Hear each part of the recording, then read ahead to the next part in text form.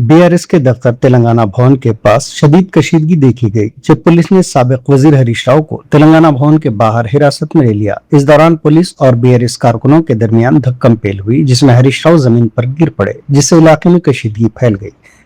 गिरफ्तारी के बाद हरीश राव ने पुलिस कार्रवाई पर शदीद एतराज करते हुए कहा, क्या हम जमहूरियत में रह रहे हैं या पुलिस के पहरे में।